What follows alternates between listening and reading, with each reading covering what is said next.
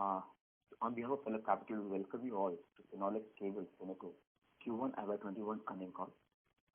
Today we have with us management represented by Mr. Deepak Chhabria, Executive Director, and Mr. Mahesh Vishwanathan, Chief Financial Officer. We would like to thank management for giving us the opportunity to hold this call. I would like to hand over the call to management for their opening remarks, post which we open the floor for Q&A. Sir, request to please just open remarks. Thanks. Good morning, everyone. This is Mahesh Vishwanathan. Thank you for joining us on this call this morning. I'll have a brief opening remark. The presentation is already on the website, and I'm sure you've also seen the press release as well as the results release both in the BSE and NSE websites. So without taking too much of time, the opening remarks, I'll just get into them. As you all know that the quarter was substantially impacted for most people by the ongoing COVID pandemic, and so were we. As we mentioned in the last call, we had to shut down the plants, all our operations in fact, on 22nd of March, and subsequently sometime around 19th, 20th of May, the plant started reopening in a gradual manner. Branches again, depending on which state they were in and how the lockdown positions were there, started reopening shortly thereafter. But not everybody opened up on the same day. It was a gradual opening up over the second half of May and part of June. Effectively for the quarter, we had approximately, let's say 30% of the 90 days was what we were able to transact and operate. And so the results should be looked at in that perspective. Overall, against a revenue of 807 crores in the corresponding quarter of the previous year, we did about 377 crores in the current quarter. So that's about a 54% drop in value. There was a slight drop in margin as well. When I talk about margin here, I'm just talking about the revenue less cost of material. That used to be around 27-28% in the past. This quarter it has dropped to about 25%. There is a reason for that. The basic reason is that if our terms with our customers include discounts and scheme related payments which are paid at a subsequent date. So there could be targets, there could be scheme related performance requirements, and depending on the achievement at 100% level, certain payments are made out. Those costs used to approximate about 8% at 100% achievement levels, whereas actual payouts used to be somewhere around 6%. What we did in the current quarter was, looking at the pandemic scenario, looking at the market requirements, we have given the entire 8% on the invoice itself as a straight deduction. So in that sense, the cost has gone up. What I believe it has done is to ensure that and pass on a message to the trade that we are with them in this time, and that their well-being is as important as our well-being. So I think that is so. To that extent, we have taken a higher cost. We believe that in the long run this will pay off. Beyond that, in the period during the lockdown, we had spent considerable time in looking at what are the ways to reduce or contain costs. We have come up with several measures which will yield results over a period of time. Not every experiment that we are doing there is going to result in a result immediately, but will take over a period of time the benefits to come in. We estimate that we will shave close to 40-45 crores from our cost base over a period of time once all these programs are completed. So some impact of those cost savings have come in the current quarter. More will come in the future as we go by. The one other point that I would like to mention here is that during this period of lockdown, we made sure that employee safety was taken care of. We also ensured that not one single employee, whether they were permanent or contractual, were laid off. Everyone was paid their entire entitlements through the lockdown period. There was no deduction, there were no layoffs, there were no reductions. Post the lockdown and reopening, there have been difficulties in the contractual labor coming back into work because many of them were migrant people and they had gone back to wherever they came from. So availability of people post reopening has been a struggle. What has also been a struggle post reopening has been the transportation and supply chain bottlenecks. They are slowly easing, but I wouldn't say we are yet at the same level as we were in, let's say, December or January. So those are issues that are ongoing. What do we see in the future? As long as the threat of infection remains, there is a possibility of additional lockdowns as we saw in Maharashtra, in Pune in July, depending on which way the infection is contained or not. So we do see potential disruptions going ahead, but one is not able to predict as to what exactly will happen or how it will happen or where it will happen. So we will have to face those as they come up. All we can say is that we are prepared. Having gone through 2 lockdown experiences, we are now clear as to what needs to be done, and I think the government is also making some announcements earlier so that some preparations, pre-work can happen.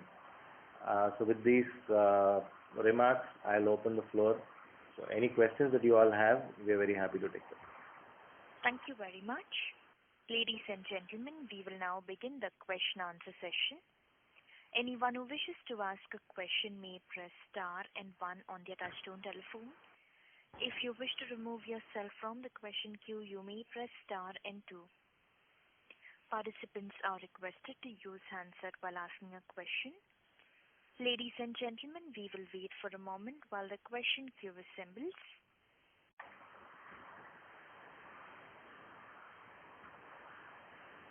We take the first question from the line of Ankur from HDFC Life Insurance. Please go ahead. Yeah, hi sir, good morning and thanks for your time. A couple of questions from my side. One, you spoke about this higher incentives which you paid out, during Q1. So this was in your opening remarks of close to about 2%, if I got that number right. Is that continuing into Q2 and onwards, or have you kind of rolled that back? As of now, it continues. Okay. So we could see that impact at least for this quarter, if not longer. This is Deepak Chabria. Maybe I would like to add something over here. What Mahesh was trying to explain earlier was, normally for all the customers, I mean the channel partners, we have schemes based upon or incentives based upon targets. So because of the lockdown and the way things were opening all over the country, some states were opening or districts were opening earlier, shutting down again. So if you kept targets for them, they would not be in a mood to purchase because no one knows whether he can reach the target. It was not a stable environment. So what we did was we removed the targets, and so whatever schemes or incentives which were planned for them based on targets were passed on in the invoice itself. So what Mahesh was saying is, normally we would have saved 2% because not everyone reaches the target. Here we passed on all the incentives in the invoice, so there was a 2% gap. It's not an additional incentive which was given. No additional money was going out in that sense. I get it. Okay. So even if they would not have reached their target, you would have still paid them 8% given lockdowns would have been there across. Yeah, so regions. yeah, exactly, because you cannot tell him that, you can reach the target.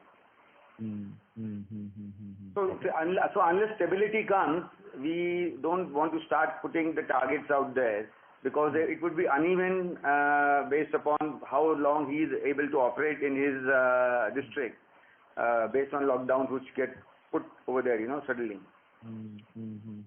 Sure, I understand. Thanks.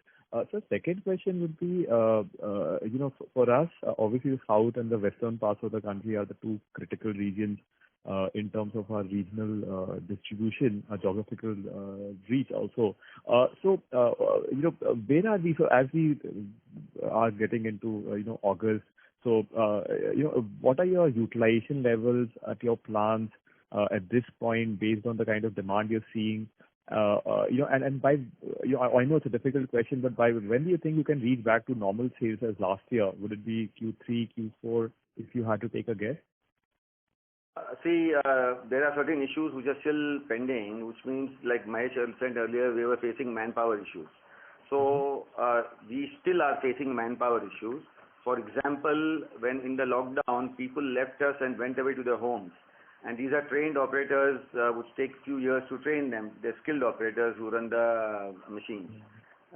Many of them didn't come back because their families don't want them to go back because they're scared of the disease, of catching COVID.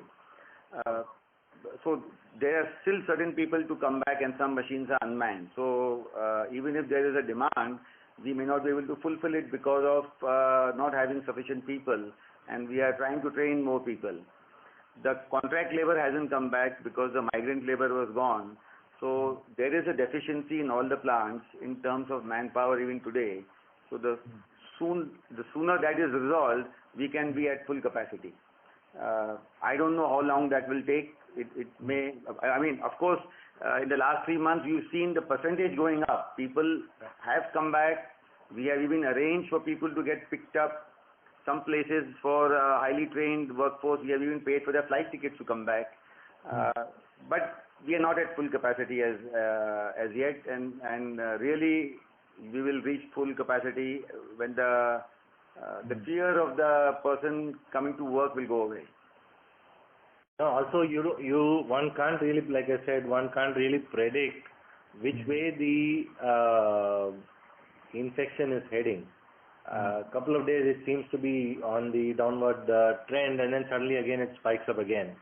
And regionally also, if you see, there are spikes and changes quite often. So even in Q1, if you recall, Chennai was shut down for almost all of June. Then we had this problem in Maharashtra in July. And then you keep hearing some parts of Bengal are now shut. So I think as the disease spreads, it peaks at different places at different times. So the quicker that a solution is available, and that is not in anyone's hands, none of our hands, I think then stability will come. Now, to be able to guess is actually making a wild guess at this point in time. We hope that it will be sooner than later, but that's about the best that we can do. And sir, any number you can share where you would be on utilization levels at the plant at this point? Any numbers you can share? Quarter one was slightly around maybe 40%. If I take all the 3 months put together, and maybe now we are just crossing the halfway mark. About 50%. And just on the end market, so for us, I guess 70% odd of the cable business or the wire is wires for us, which primarily would be going on to the real estate sector. And obviously what we hear is that both because of labor issues on the construction, residential real estate, commercial real estate are a little stressed for these reasons, and of course because of the demand also being sluggish. So just wanted to get some sense, because what we heard from some of your peers is that June did see some pent-up demand because developers wanted to kind of complete work before the monsoon set in. So there was some revival or some demand coming in for wires specifically, and then it's kind of gone down again. So just wanted your sense, because obviously you would have a better insight into this segment. So if you could tell us, what are you hearing, what are you seeing in terms of demand for the wires? Well, you're right. When we opened, there was a pent-up demand, and another factor also has been that copper has been climbing, and because of that, prices have been going up, and sometimes that also creates demand for stocking in the pipeline. That pent-up demand is not there now, and what you're hearing from others is probably right, that there will be a little bit of a slowdown in terms of uptake. But as far as we are concerned, we've done well in these months, and there hasn't been a reduction for us. But going forward, I think there will be. Okay. So you would expect some weakness to set in. Obviously, it's a monsoon also. It's a seasonally weak quarter as well. Yes. So that's one. But okay, you're saying that even beyond that, there could be, obviously, given the sector that it will. The real estate sector position, and actually the way I look at it is, construction activities may slow down in the monsoon, but wiring activities don't necessarily slow down, because when the building is up and its casting is done, inside work can carry on. But overall, there is a little weakness in the sector. Understood. And just lastly, on our the fan lighting business, the other segment there, where clearly the degrowth has been much lower than the other segments. I'm assuming you would have done better there. So what's the outlook there, and on these other segments? I would assume fan demand would probably have been a little more stable than the others. So just some sense there. What are you hearing, seeing there? So in these other sectors, our numbers are much smaller than the competition. Because we are new entrants, right? So in that sense, we are not affected as much as let's say the competition who's having large volumes in there. We have done well in those segments. We could have even done better had we been able to source some of those products. For example, fans are not manufactured, we source them. And they have had issues, the companies who would supply, and so we had issues getting the product. To that extent, we were affected. So we can't compare ourselves to those large manufacturers of fans in that sense. So compared to wire, these other products are still growing, and we have been working through the last few months to ensure that our sales network is growing, what we've always maintained. And every month we are adding more distributors and more retail points to our network. So we see good progress based on that. Actually, but for those supply chain disruptions, like you mentioned, we probably could have done better than what we did last year, same quarter.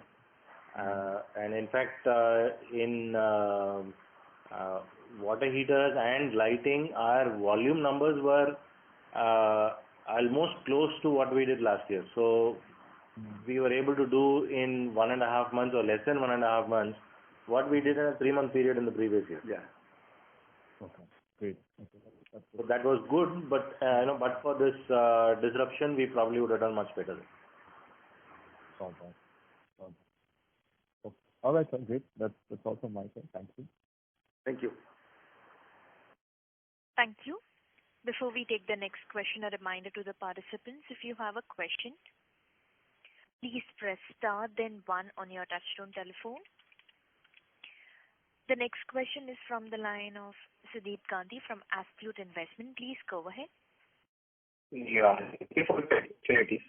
Just had one question. So, copper prices are rising quite a bit. and it is one of the important raw materials for us and industry in general. So if you could give any numbers, how much margin compression could be because of this, and for us also, and maybe for industry as a whole.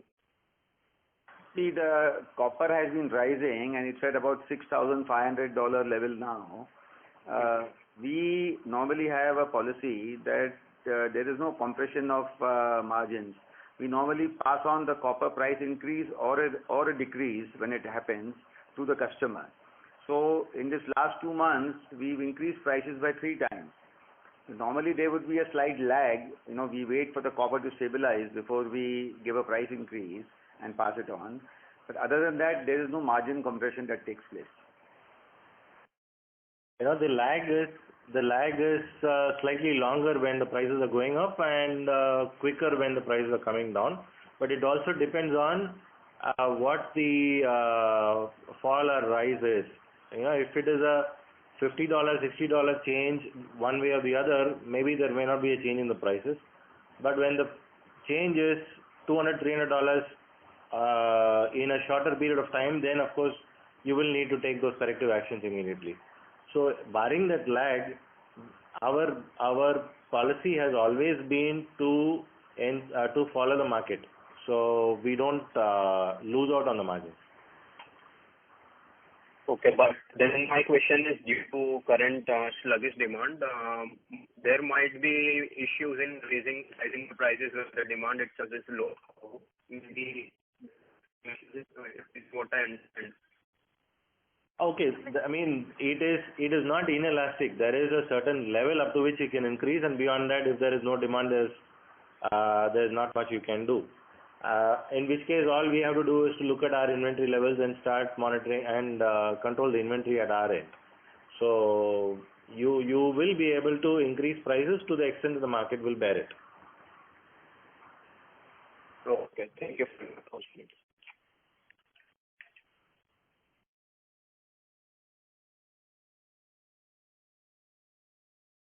Mr. Gandhi, does that answer your question? Yes. Thank you. We take the next question from the line of Sonali Salgaonkar from Jefferies. Please go ahead. Thank you for the opportunity. So my first question is regarding the performance of communication cables during this quarter.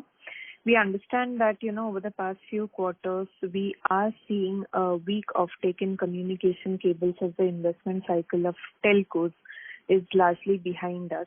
But, just wanted to understand your thoughts, because this time I think even on the margin front, we have had a slight negative in the EBIT margin. Correct, because the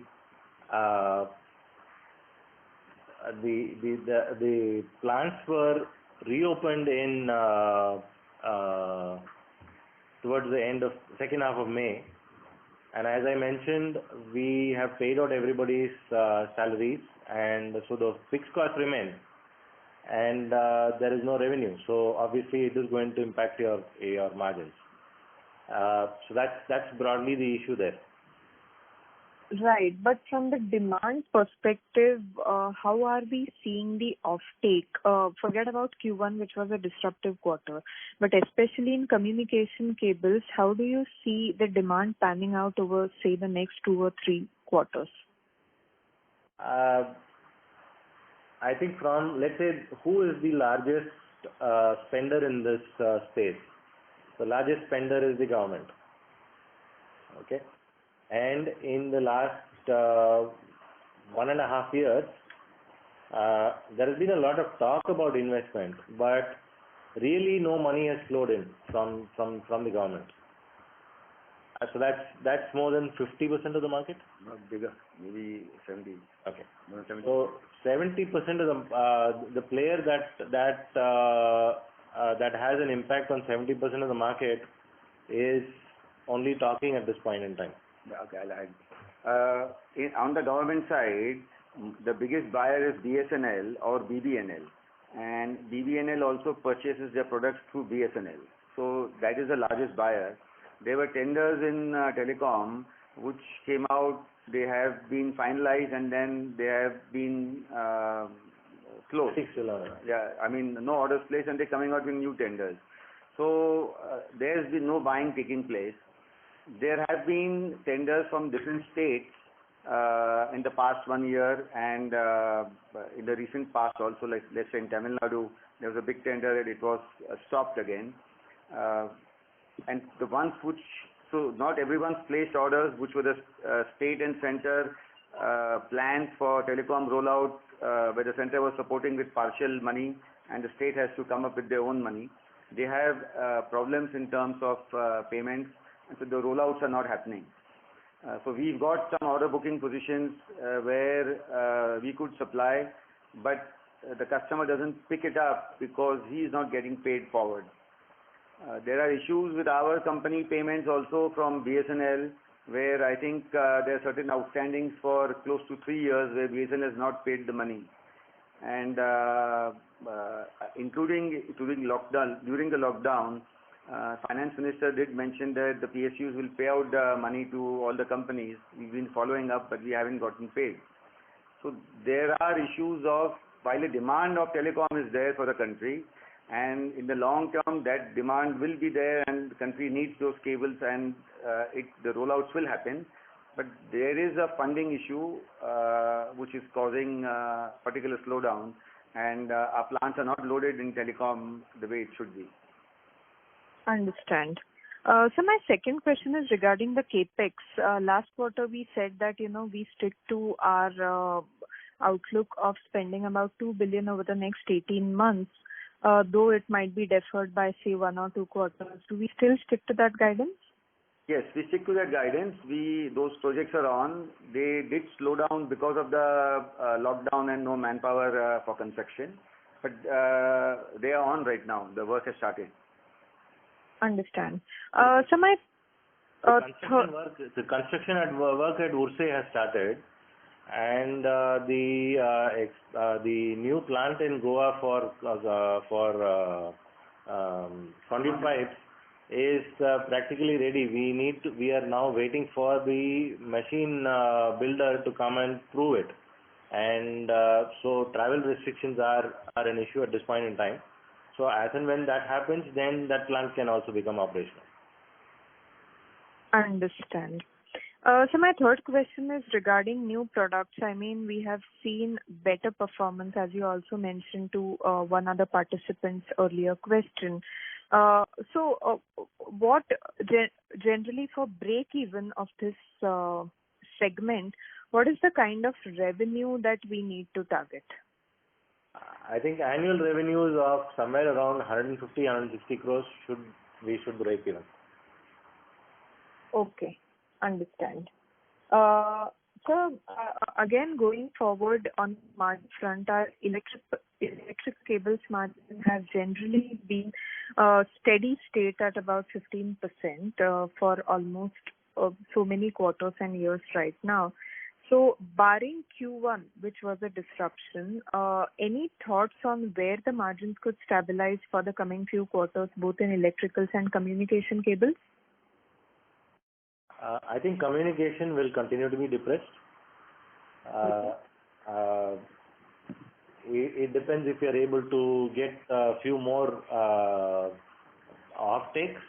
That could improve slightly, but it will be depressed until the funding issue is clear of this. As far as electrical cables is concerned, I think what you saw in Q1 should be something that is there as long as the COVID-related disruptions are there. Once we are back to normal, then I think we should be back to our previous level. Understand.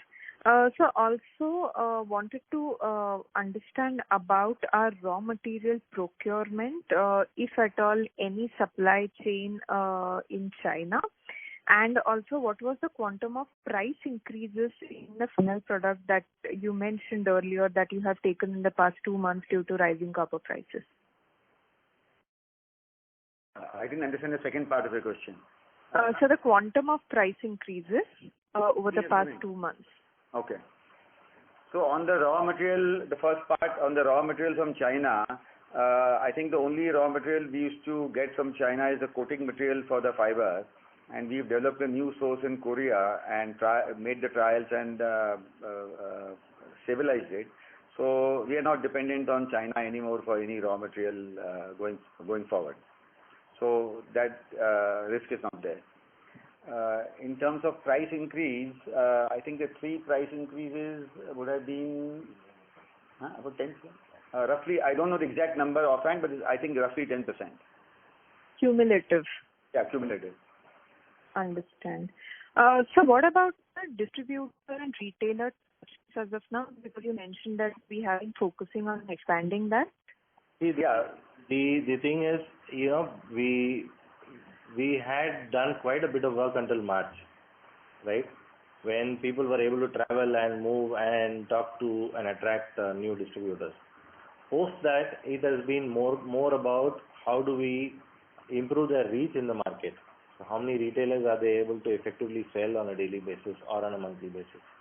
I think once the semblance of normalcy returns, our target of reaching the 500 distributors and reaching a potential retail population of 150,000 is still there. But the last 3-4 months have been quite disruptive in our ability to reach people to various markets and do development work. I think that should now start coming back on track. So maybe another 2-3 months you will see that numbers going back again. Okay, sure. Sir, my last question is, on the demand resumption. So, as of now, probably compared to similar period last year, what is the kind of demand that we are seeing overall? That's it from my side. So demand is different for different product lines. We haven't seen, we've seen a demand for electric wires for housing sector still strong. Maybe I'm guessing it could be because of the unorganized sector being impacted and not being able to supply. Otherwise, the real estate sector is a little weak, but we haven't seen a weakness as yet. Price increases, as I mentioned, also could cause certain weakness, which we'll know as we go forward in that part. In terms of the second product line, which is strong for us, is 3-core flight cables, which is normally for the agriculture sector. The demand was strong in the summer. Now with the monsoon, it drops off, and that's quite normal for it to drop off and re-emerge post-monsoon. So that's happening right now. The other bigger products are auto cable. There the demand is weak. The auto sector is weak, and initially when we started and opened up, we were only at 10% of requirements, which has climbed now to 30-40%, but it is still weak. It hasn't come back in auto cable. In other product lines like flexibles, there is an impact. So these products go to OEMs for panel building and all that. So there is an impact there in terms of demand, maybe by 50%. If you come to telecom products, LAN cable is still in demand. Whatever we make gets sold off. Coaxial cable, there is a strong demand because I think more and more people are at home and they need connectivity, data transfer, and so those products are in demand. We are not able to make full capacity because of manpower availability, but whatever we make is getting sold off. In telecom products, which is for actual networking, the demand is weak, even from the private sector. We talked earlier about the government sector, but even if you go to the private sector, there are 3 big players, and their purchases are very low. Tenders have happened, but orders haven't flowed. So, and everyone knows their issues of payments and everything, what they're facing, what we keep reading in the newspapers. So there is a demand impact on telecommunication products as such. Even in companies like Jio, for example, they are buying, but they are buying cables with low fiber count because, like we mentioned about more demand because of work from home kind of requirements. So low count fibers are going for the last mile connectivity. So But then that doesn't add value to your top line. They're not laying the long distance products. The network is complete. They are looking at fiber to the home products, which are just one or two fibers. And these are newer products we've developed and we are also supplying to them, but it doesn't take the volumes up. Understand. So would you be able to quantify the demand as in percentage as compared to last year overall, I'm saying? For the company? Yeah. Less than half. No, half over. About half. It's about half, roughly. So 50% as of last year, right now. Yes. Okay, thank you. That's it from my side. Thank you. The next question is from the line of Ajay Sharma from Cycas. Please go ahead. Hi, thanks for taking my call. I just had two questions. The first question was if you could just comment a little bit about the industry landscape. Have you noticed there's any consolidation that's happening among cable manufacturers or among dealers? And do you see any opportunity to increase the company's market share? I haven't heard of any consolidation from the cable manufacturers. One or two companies I know have gone into liquidation, like Shilpi, and there was one more, I don't recall the name. And normally we don't see any consolidation which happens at the dealer level. Very rarely have we seen those, and we haven't heard of any major ones in these last 3 months. What is the other part of the question? Yeah, the company's market share. Do you think there's any room to increase it in the next few quarters? Yeah, so I believe that looking at the impact of the pandemic, there would be an opportunity for us to increase market share, because the unorganized sector may feel the pinch in terms of money for purchasing raw materials and manufacturing and selling it in the market. And once we are able to move in, maybe the consumer will get attracted and will stay with our brand, and we should be able to get some market share increase. So that's why. But as of now, have you seen any of these players leave the market? As of now, we know the unorganized sector is impacted. We cannot compare market shares because the whole market is not there. So how do we compare it to earlier? We are all guessing the percentage of market what is operating right now. It's quite distorted and it's very different in every state, the way it is.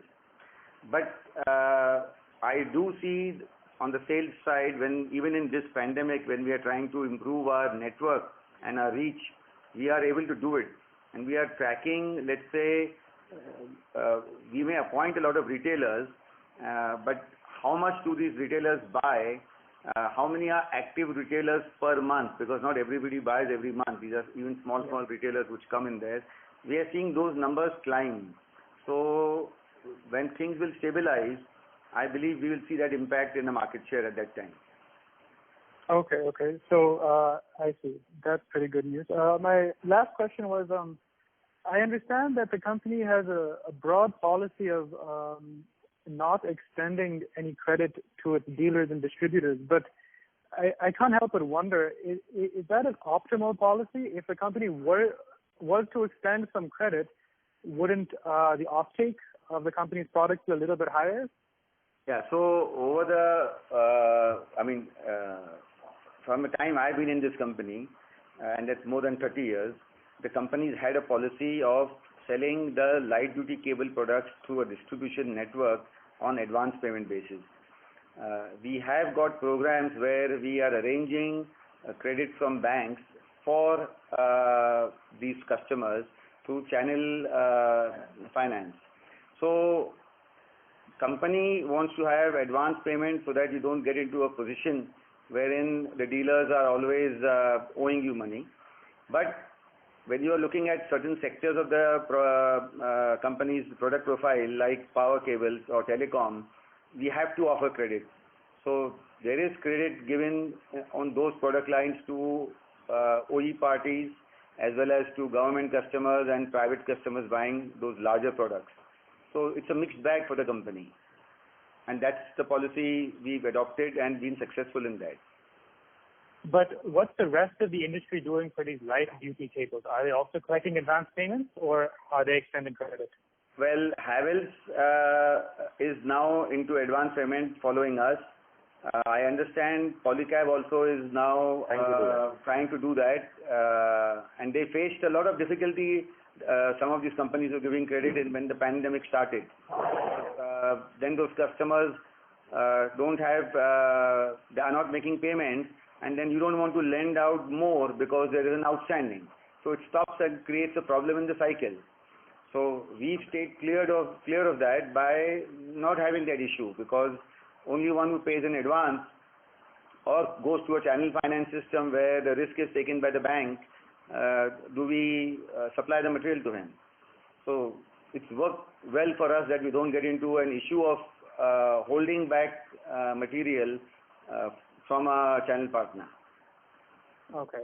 I understand. This is extremely helpful. One last side comment that I have is one of your competitors, Polycab, has fantastic Q1 disclosures. Their Q1 statement reads like a mini annual report.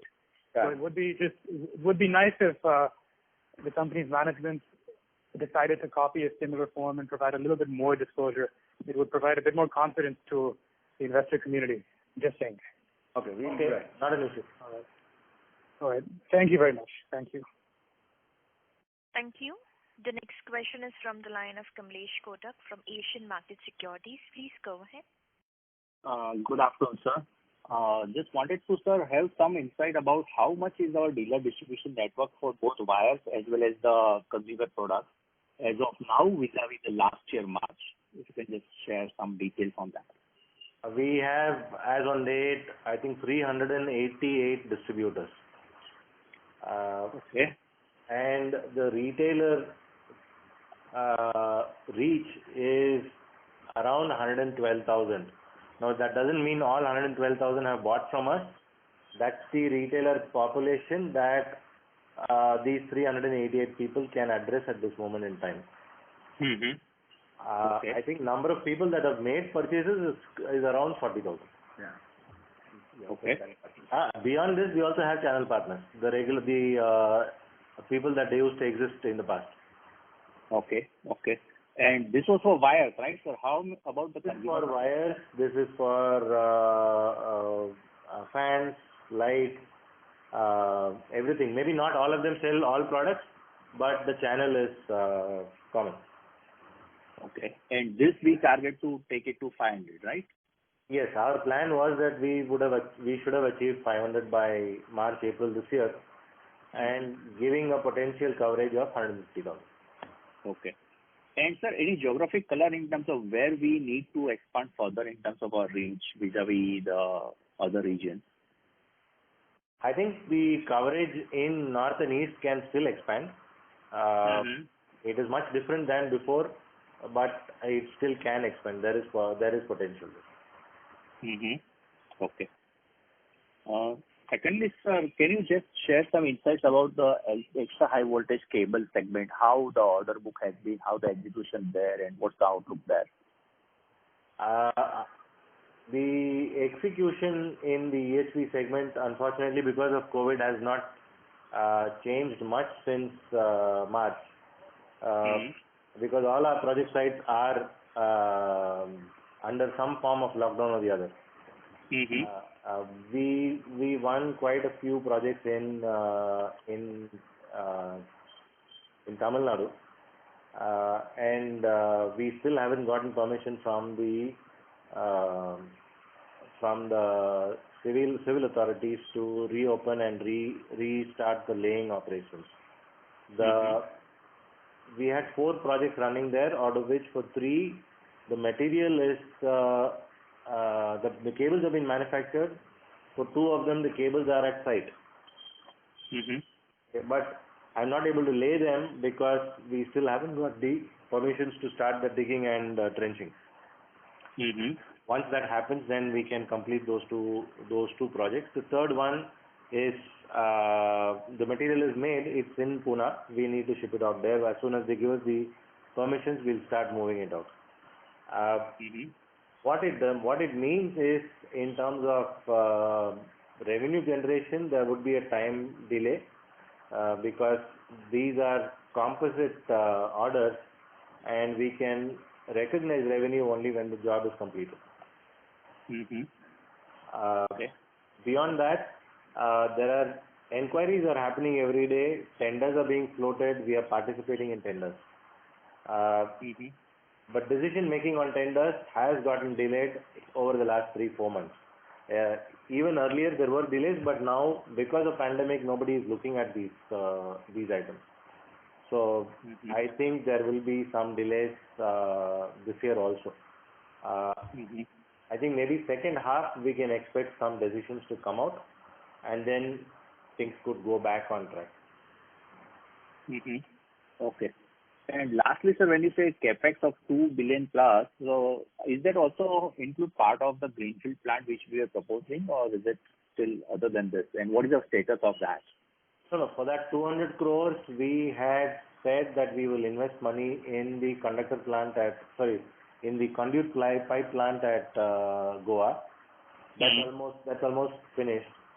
Then we talked about investing in an E-beam facility in Urse, and additional facilities in Urse for tinning and copper clad steel. So the civil construction for all these 3 items are on. They've been delayed because of the lockdowns. It has restarted now. So it will probably take us about a year to complete the civil work, and then the equipment can come in. The only thing that has got pushed out for the time being is the expansion on the optic fiber cables. We were wanting to add another building and another line at Urse. That will probably now happen only when the situation in the optic fiber cable telecom market starts improving. Okay. All right, sir. That's it from my side. Thank you very much. Thank you. The next question is from the line of Achal Lohani from JM Financial. Please go ahead. Yeah, thank you for the opportunity, sir. I just wanted to check if I heard it right. You said the overall aggregate run rate for the electrical cables is about 50% even as of now? Yeah. We talked about capacity utilization. Yeah, capacity utilization is still 50%, you were saying. Right. Understood. And, pardon me if I'm asking a very basic question. If you could help us for FY20, a broad breakup in terms of the, consumer wires and the cables mix in our electrical cables. See, on the electrical cables, approximately 60-65% is wired. Right? Okay. Then we have four other broad categories. So there is wires meant for agricultural applications. There's wires meant for automobile applications. There are wires meant for industrial applications. So these are the flexible wires. And finally, the power cables. Power cables is slightly under 10% for us, and all the other 3 are more or less the same size. So if you say 65 in wires, about 10% in power cables, at 75, and the other 3 make up the 25. Understood. And with respect to the new product categories, where are we on that in terms of the run rate? Like I mentioned, first quarter we actually did very well, except for the fact that the first 1.5 to 2 months was a washout. Had that time also been available, our numbers would have crossed definitely what we did in the corresponding period last year, probably also what we did in the last quarter of 19-20. Understood. That's really helpful, sir. Thank you so much. Thank you. The next question is from the line of Anurag Patil from Roha Asset Management. Please go ahead. Thank you for the opportunity. So, sir, afterwards of demonetization and GST implementation, did we witness any credible increase in our market share, specifically for electrical cables? I think we were steady.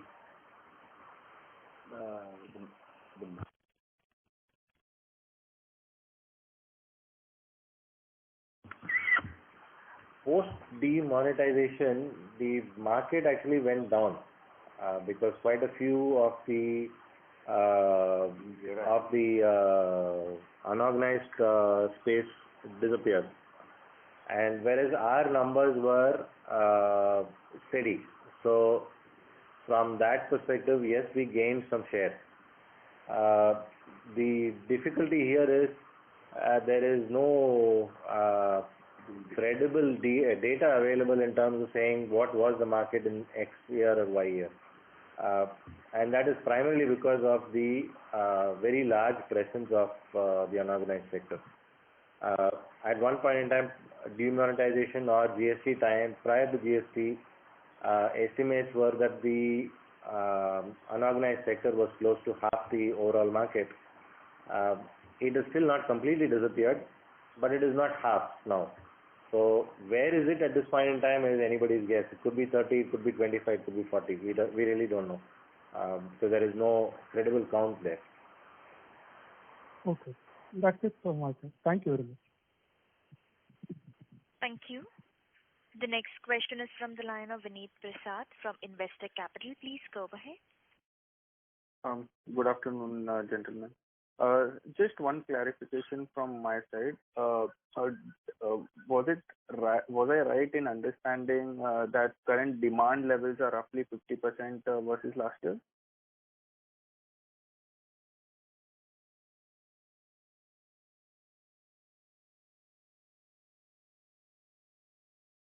Well, requesting participants to please stay connected. We are just trying to reconnect the chairperson back to the conference. Requesting you all to please stay online. Thank you. Requesting all the participants to please stay online. We are just trying to reconnect the chairperson.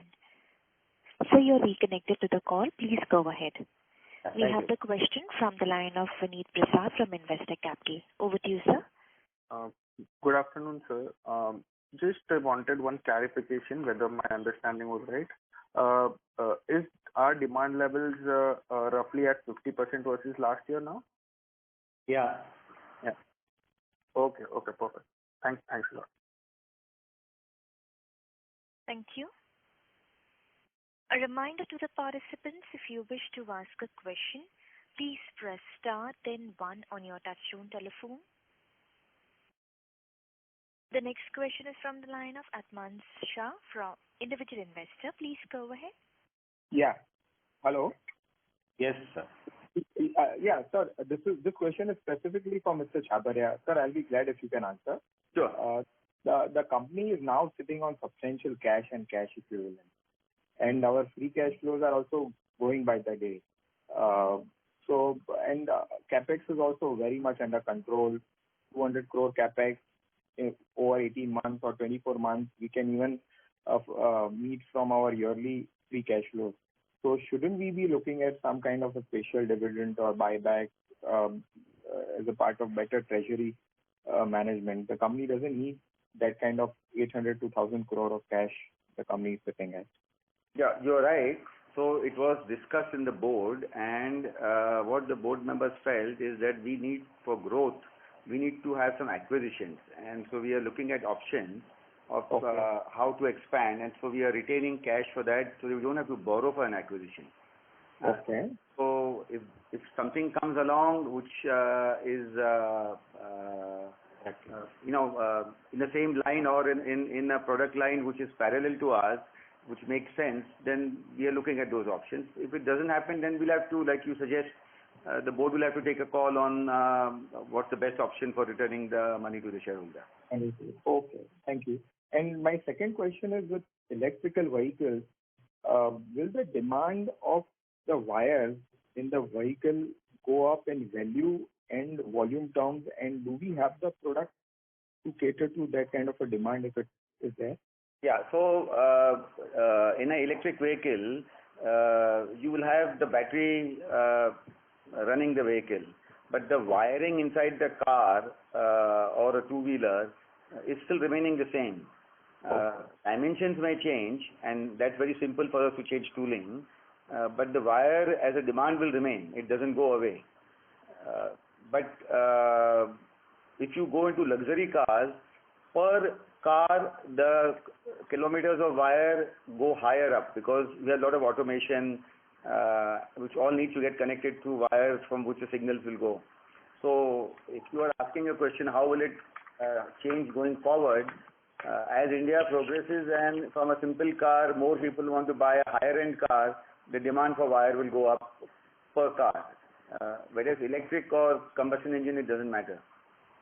Okay, but with electric, like, will the volume, so we can say, right, the volume of wiring in a electric car is more than a combustion car? No. You in an electric car, maybe the battery cable would be more because you have a larger battery and you're feeding from that out. But the smaller wires which go in a harness, which connect, let's say, to your window or to the rear lights and front lights, all that remains the same. The basic car is the same. The drive chain is gone and the battery is feeding the power. So a battery cable is extra required, and a charger cable at your home, when you want to connect it to the battery to charge it, is an additional quantity. So, and those are little larger cables. They're not called auto cables. They're called battery cables. So battery cable demand will go up. Auto cables will remain the same. Auto cables can only go up if the car goes to higher end. That means more automation in the car. Okay. Thank you. That answers my question. Yeah. Thank you. Thank you. Well, ladies and gentlemen, that was the last question for today. I would now like to hand the conference over to Mr. Deepak Agarwal for closing comments. Thanks everyone for joining this call, and we would like to thank management for giving their precious time for this call and also giving us the opportunity to host this call. Sorry, would you like to make any closing comments? No, we just want to thank everyone for the questions, and we hope we've answered them to their satisfaction. Thanks. Thank you, sir.